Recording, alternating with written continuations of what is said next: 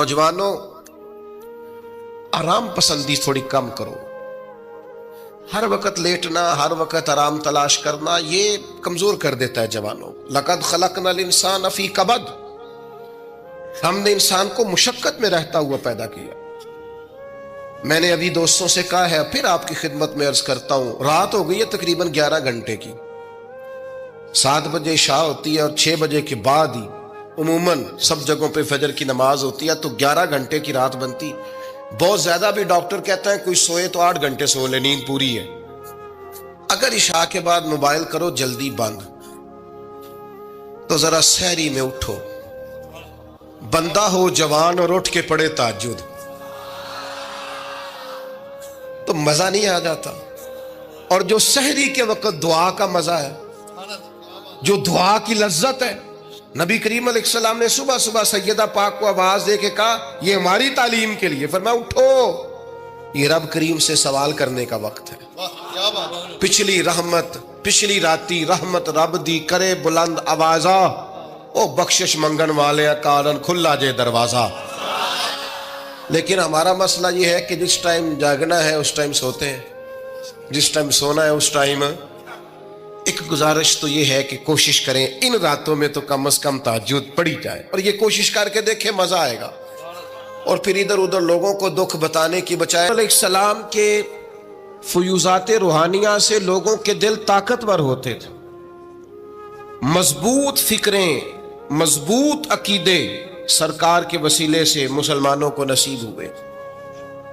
हम जैसे जैसे देखिए ना, तसव्वुफ और तरीक में आपको अर्ज करूं, सूफिया किराम का असल मौजू अकीदा तौहीद है, असल मौजू इनका है। ये वो लोग हैं जो लोगों को सही मानों में तवक्कुल का, सब्र का, शुक्र का, कनात का, रुजू इल्लाह का सबक देते हैं। असल मौजू ही इनका है। लेकिन अब चूंकि सूफिया की जमात में वो लोग इल्ला माशाअल्लाह खाल खाल रह गए, और फिर ये कि बैठ गए तावीज़ धागे देने वाले, जागों के तसर्रुफ में उकाबों के नशेमन, नतीजा उसका बड़ा खतरनाक बरामद होता है। मजबूत फिक्रें, कभी आप इस रवायत को देखें और याद कर लेना तो ये बड़ा नफा देती है। नबी करीम अलैहिस्सलाम ने हजरत अब्दुल्ला इब्न अब्बास रदी अल्लाह तआला अन्हु से फरमाया, अब्दुल्ला, सारी दुनिया मिल के तेरा भला करना चाहे कर नहीं सकती जब तक रब ना चाहे। और फरमाया सारे दुनियादार मिल के तेरा कुछ बिगाड़ना चाहे बिगाड़ नहीं सकते जब तक रब ना छोड़ दे। बेटा, आप जब तक अल्लाह ना चाहे, तो फिर रुजू तो अल्लाह की जानिब करना चाहिए। नबी अकरम सल्लल्लाहु तआला अलैहि वसल्लम ने अपनी उम्मत को तवानाई इस बात से दी कि अल्लाह हमारे साथ है। आप देखिए फिक्री तंदुरुस्ती कितनी ज्यादा है कि 1000 के मुकाबले में 313 लोग हैं, ना असला पूरा है, ना घोड़े पूरे हैं, ना खुराक पूरी है, लेकिन वो मैदानों में इस तरह लड़े हैं कि 1000 को भागने पर मजबूर कर दिया। वो अबू जहल ने जब कहा ना जासूसों से कि जाओ पता करके आओ, तो उन्होंने आके कहा वो तो 313 लोग हैं, बच्चे भी हैं, बूढ़े भी हैं, चीज कोई नहीं पास। तो अबू जहल कहने लगा फिर तो उन्हें घोड़ों की पुश्तों पर बांध के मक्के ले जाएंगे, वहां जाके देखेंगे क्या करना है। तो जासूस कहने लगा, सरदार अगली बात भी सुनना, है तो 313, लेकिन जान हथेली पे रख के आए। जिसके खैमे के पास से गुजरे हैं शहादत की दुआ मांगते देखा है। उनकी आंखों से चमकती हुई रोशनी और उनके लफ्जों से फूटता हुआ वलवला और उनकी आवाजों से निकलता हुआ दबदबा किसी जगह भी उन्हें कमजोर नहीं होने देता। उनके अंदर कहीं भी कोई कमजोरी नहीं आने देता। गरीबी का नाम लेके सारा सारा दिन परेशान होना, गरीबी का नाम लेके अपने आप को मजलूम साबित करके लोगों को मदद पर उकसाना, बंदा मोमिन का यह तरीका नहीं है। अपनी तवज्जो अल्लाह की जानिब करे, नबी रहमत अलैहिस्सलाम की बारगाह में इस्तिगासा पेश करे, लेकिन दुनियादारों को मायल करना, लोगों की जेबों की तरफ देखना, ये मोमिन की शान गर्दन को झुका देता है खैरात का पत्थर। جہاں میں مانگنے والوں کے سر کبھی اونچے نہیں ہوتے، اور غیرت ہے بڑی چیز جہانے تگو دو میں۔ بھائی آپ طاقتور بنے۔ دیکھیں نا، ایک نوجوان نے آ کے حضور کی بارگاہ عالی مرتبت میں عرض کیا تھا، یا رسول اللہ صلی اللہ علیہ وسلم غریب ہوں، کچھ دیجئے۔ تو حضرت جابر ابن عبداللہ رضی اللہ تعالیٰ عنہ فرماتے ہیں، ہم نے حضور سے بڑا کچھ سنا، یہ لفظ نہیں، لفظ لا، یعنی میرے پاس نہیں ہے، یہ ہم نے حضور سے سنا ہی نہیں۔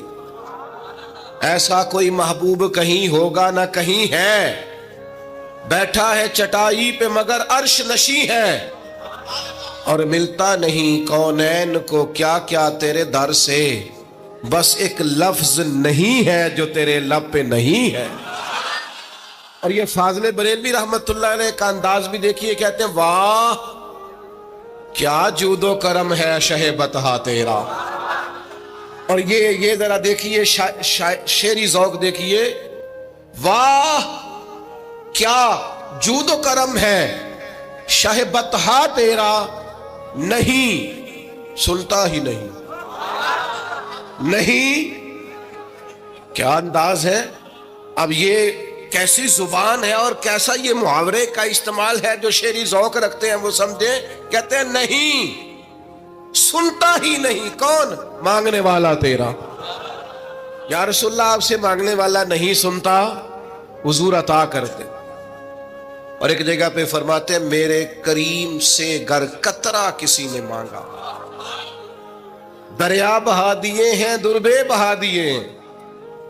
حضور تو دیتے، پر نوجوان نے جب آ کے عرض کی نا، یا رسول اللہ صلی اللہ علیہ وسلم کچھ دیجئے، وہ جوان ہو، چڑھتی جوانی ہو، اور پھر وہ سوال کرے۔ ہمارے ساتھ ایک دوست پڑھا کرتا تھا، یہ 3 مہینے کی چھٹیاں ہوتی تھی تو وہ مستریوں کے ساتھ مزدور لگ جاتا۔ ہم نے اسے کہا یار تو مطلب 9th 10th کے اندر مزدوری کرنے جانا، تو کہندا سی یار میں قد میرا ایڈا بڑا ہے، ان ابا جی کو مانگ دیا شرم آؤندی۔ یہ سوچ نوجوانوں میں پیدا ہونی ضروری ہے، اب میں ابا جی سے مانگوں، مجھے تو دینا چاہیے۔ اس نے آ کے عرض کی، یا رسول اللہ صلی اللہ علیہ وسلم کچھ دیجئے، تو حضور فرمانے لگے تیرے پاس کچھ بھی نہیں؟ اس نے کہا ایک پیالہ ہے میرے پاس گھر میں اور ایک کمبل ہے۔ اتنا غریب بندہ ہے کوئی محفل میں جس کے گھر میں ایک ہی پیالہ ہو، ایک ہی کمبل ہو؟ کوئی بھی نہیں اتنے بڑے مجمع میں۔ لیکن اگر کوئی ہماری غریبی کا رونا پوچھے تو میرا خیال ہے ہر تیسرا بندہ دوسرا بندہ غریب ہے، اور بڑا ہی غریب ہے۔ ایک پیالہ ایک کمبل، کریم نے فرمایا لے کے آؤ، وہ لائے تو محبوب فرمانے لگے کون خریدے گا؟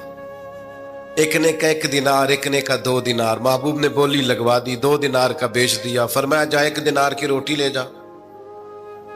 یہ نوجوانوں کو فکر دی کہ وہ انویسٹمنٹ میں تم نے ذات سے اپنے گھر سے لینی ہے، وہ 10-15 ہزار کا ٹھیلا بھی کسی سے نہیں کہنا تو لگا کے دے، جاؤ 1 دینار کا کھانا لے جاؤ، 1 دینار کا کلاڑا خرید کے لاؤ۔ صحابہ فرماتے ہیں وہ کلاڑا لایا، پر نصیب دیکھو اس کلاڑے میں دستہ نبی کریم نے اپنے دستے مبارک سے لگایا۔ فرمایا جا جنگل میں جا کے لکڑیاں کاٹ اور بیچ، کھا بھی اور کھلا بھی، پی بھی اور پلا بھی، 10 دن مجھے نظر نہ آنا۔ یارو یہ کیا بات ہوئی؟ مایوس رہنا، کمزور رہنا، فلانے نے میرے ساتھ تعاون نہیں کیا تو میں پیچھے رہ گیا، فلانے نے ہاتھ نہیں پکڑا، تو اپنی دنیا آپ پیدا کر، اگر زندوں میں خود جد و جہد کر، میدان میں اتر، ہمت کر۔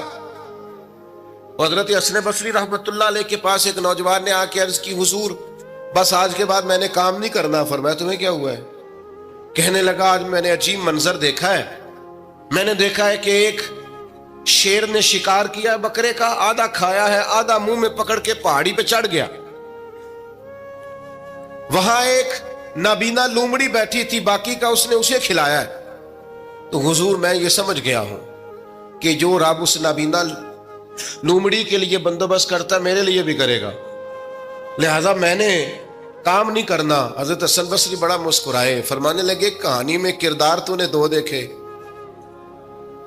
ایک شیر ایک لومڑی۔ فرمانے لگے کیا بات ہے تیری؟ تو نے لومڑی بننے کا پروگرام بنایا، شیر بننے کا کیوں نہیں بنایا؟ تو شیر بننا، شکار کر، خود بھی کھا، دوسروں کو بھی کھلا۔ یہ کیا بات ہوئی؟ امت کے جوان فائلیں لیے دفتروں کے چکر لگاتے اور اپنی بغل میں کاغذات لیے امبیسیوں کے پھیرے کاٹتے اور ایجنٹوں سے سوال کرتے کہ مجھے ملک سے باہر جانا ہے، کیا طریقہ ہے؟ یہاں رہ کے بھی محنت ہو سکتی ہے، اپنی مٹی پہ چلنے کا سلیقہ سیکھو، سنگ مرمر پہ چلو گے تو پھسل جاؤ گے۔ دوستو سنو، میرے کریم نے فرمایا جہاں لکڑیاں، ایک پیشہ برا ہے میرے بھائیوں، ایک پیشہ، وہ ہے کسی کے آگے ہاتھ پھیلانا۔ باقی دنیا میں کوئی پیشہ برا جو ٹھیلا لگاتا ہے اور مالٹے بیچتا ہے اور سیب بیچتا ہے، بڑا عزت والا آدمی، یہ شارٹ کٹ چھوڑ دو، دوسروں پہ بھروسہ کرنا چھوڑ دو۔ وہ شاعر ایک بیٹھا تھا نا، شاعر مجھ سے ناراض نہ ہو جائیں، تو کئی دفعہ وہ شعر و شاعری میں بھی ان کی حالت بڑی خستہ ہو جاتی ہے۔ جن دنوں لوگ پتلے کپڑے پہنتے ہیں، بعض شاعروں نے ان دنوں میں بھی موٹی چادر لی ہوئی ہوتی ہے۔ تو ایک جگہ بیچارہ بیٹھا تھا کونے میں، اللہ ماشاءاللہ سب کی بات نہیں، تو حالت ایسی خستہ تھی، ایک بندہ 5 روپے پھینک گیا، تو تھا خوددار، بڑی تکلیف کو اٹھا اپنے پیسے، تو اس نے کہا آپ کی حالت بتا رہی ہے، آپ کو ضرورت ہے۔ اس نے کہا ضرورت پڑی تو اللہ رسول سے مانگوں گا، تیرے سے کیوں مانگوں گا؟ شعر بڑا قیمتی کہا، اس نے کہا یہ آرزوئے کرم اور میں آپ سے کروں، یہ آرزوئے کرم اور میں آپ سے کروں، یہ بھیک اس کو دیجئے جس کا خدا نہ ہو۔ میں تو وارث ہے میرے اللہ رسول، میں کو لاوارث ہوں کہ تیرے سے مانگتا پھروں؟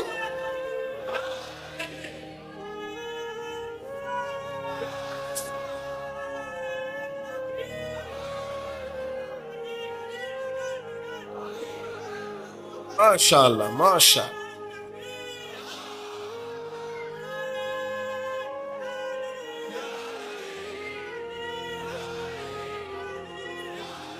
بس ہم سمجھے ہماری قیمت وصول ہو گئی۔ اگر خودداری پر نوجوان نعرے لگانے لگ گئے تو پھر تو بات بن گئی، لگتا ہے محنت کا ارادہ بن گیا ہے۔ انشاءاللہ تعالی کشکول ٹوٹنے کا ٹائم آ گیا ہے، کرم کی برکھا برسے گی، یہی ملت کا جوان قیادت کرے گا۔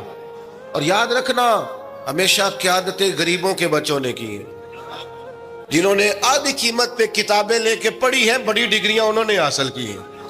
یہ کمزور نہ پڑھو، نبی پاک داعیہ اللہ ہے، حضور نے جگایا ہے، 15 دن نظر نہ آنا، مزدوری کر۔ وہ نوجوان 15 دنوں کے بعد آیا، اب تیرا حال کیا ہے؟ اس نے کہا حضور پہلے ایک پیالہ تھا نا، اب سارے گھر کے برتن بن گئے، پہلے ایک بستر تھا، اب سارے گھر کے بستر۔ اور نوجوانوں، ہم نے سہارا بننا ہے، ماں سے کہنا ہے اب تو نے آنسو نہیں بہانے، تیرا پتر بڑا ہو گیا ہے۔ بہن سے کہنا ہے اب تو کبھی پریشان نہیں ہوگی، تیرا بھائی بڑا ہو گیا ہے۔ بوڑھے باپ کے پاس بیٹھ کے کہنا ابا جی بس اب آنسو پونچھ دو، آج کے بعد پریشان نہیں ہونا، پتر جوان ہے۔ اپنی بیوی سے، بچوں سے کہنا کہ کسی خواہشات پوری کرنے کے لیے تمہیں دیر تک انتظار نہیں کرنا پڑے گا، ہم میدان میں ہیں، بس اپنی مٹی پہ چلنے کا سلیقہ سیکھو، سنگ مرمر پہ چلو گے تو پھسل جاؤ گے۔ نبی پاک نے محنت کو سپورٹ کیا ہے، مشقت کو سپورٹ کیا۔ حضور علیہ السلام نے فرمایا سب سے بہترین کمائی وہ ہے جو تو اپنے 2 ہاتھوں سے محنت کر کے کھاتا ہے۔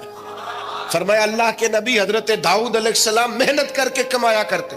سنگیوں کام کرنا۔ اور دوسری بات، بھروسہ اللہ رسول پہ، بھروسہ۔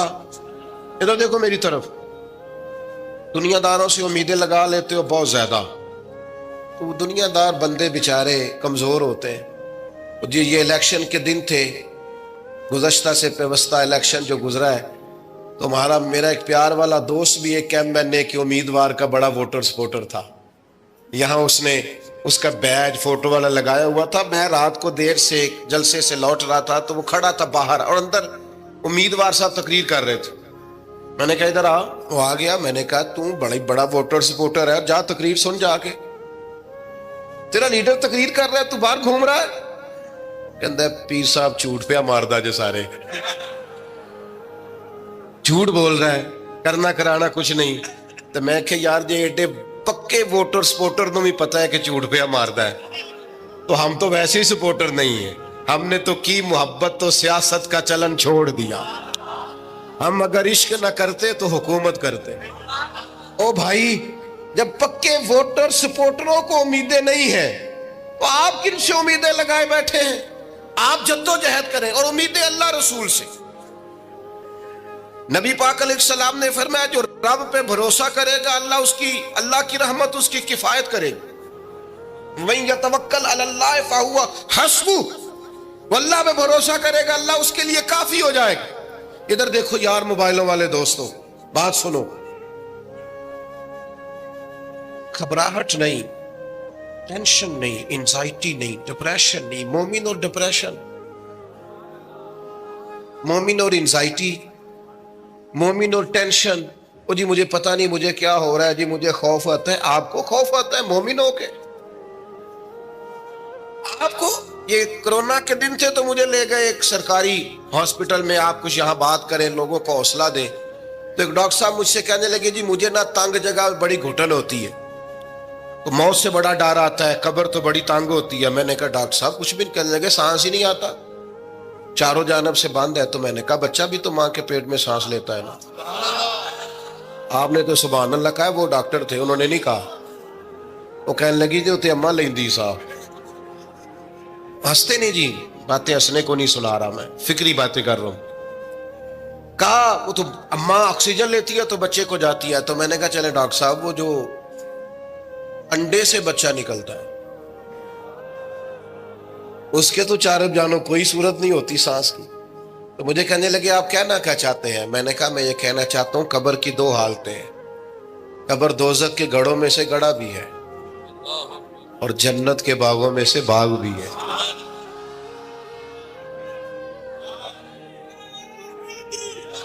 سنو یار, اللہ آپ کو خوش ہو.